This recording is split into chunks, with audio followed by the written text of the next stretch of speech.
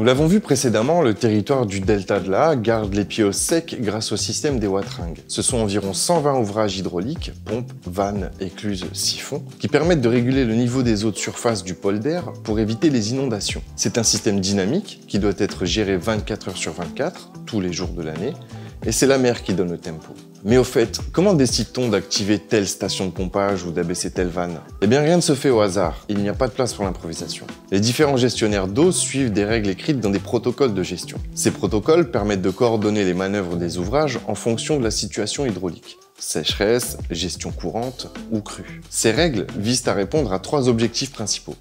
Optimiser la gestion de la ressource en eau, satisfaire au mieux les usages et limiter les inondations. Tout cela dans l'intérêt général. Sur les wateringues, on compte 5 grands secteurs hydrauliques définis par un réseau amont et des exutoires possibles. Ces secteurs s'appellent Aa Grand Gabarit, Chevlitte, Riverdois, Dunkerquois et Calaisis. Chaque secteur est doté de son propre protocole de gestion. Prenons l'exemple du secteur Aa Grand Gabarit.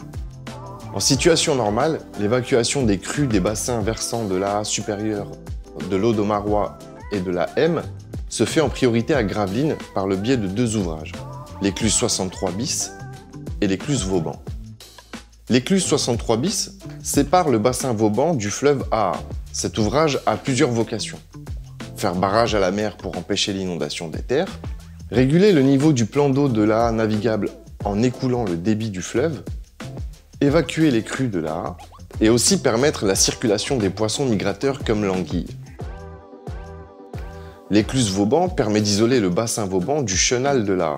Les fonctions de l'ouvrage sont, à marée descendante, d'évacuer les débits de l'Aa réglés à l'écluse 63 bis et de contrôler le niveau d'eau dans le bassin Vauban, à marée montante, de laisser entrer le flot et permettre le passage des bateaux. Lorsque l'évacuation des crues devient insuffisante à Gravelines et que des inondations peuvent se produire dans l'Audomarois, le protocole de gestion Aa Grand Gabarit prévoit des transferts d'eau de l'Aa vers la station de pompage de Mardic. Ce transfert d'eau est effectué grâce au partiteur de Holk Watt.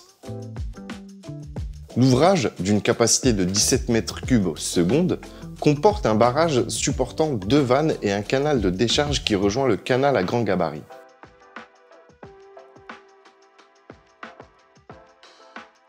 Une fois dans le canal, les eaux sont évacuées à la mer grâce à la station de pompage de Mardic, située au débouché du canal à grand gabarit, près de l'écluse de Mardic.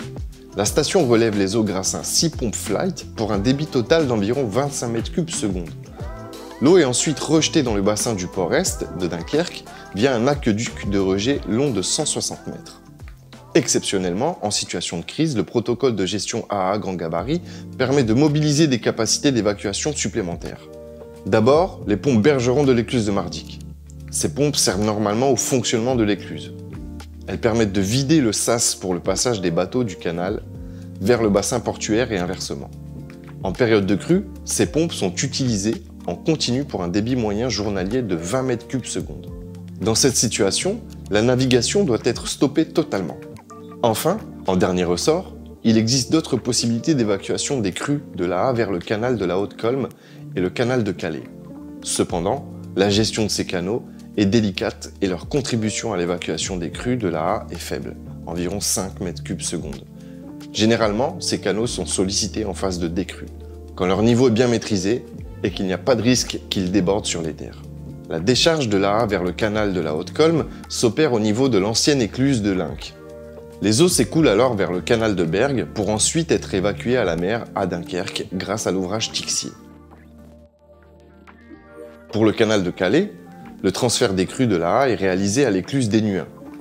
Les eaux sont ensuite évacuées à la mer à Calais par le biais de 2 ouvrages, la station de pompage de Calais et la station de pompage de la Batellerie.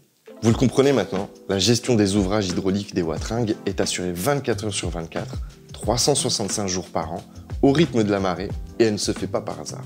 Tout est réfléchi, bien en amont, et retranscrit dans des protocoles de gestion. Ainsi, chaque gestionnaire sait ce qu'il a à faire en fonction de la situation hydraulique du territoire. Ces protocoles permettent par ailleurs de garantir la transparence des actions et d'expliquer aux élus, usagers et habitants des wateringues pourquoi certaines décisions sont prises par les gestionnaires. Maintenant que vous savez comment sont gérés les ouvrages hydrauliques, je vous invite à découvrir notre prochain épisode, Qui fait quoi dans les wateringues.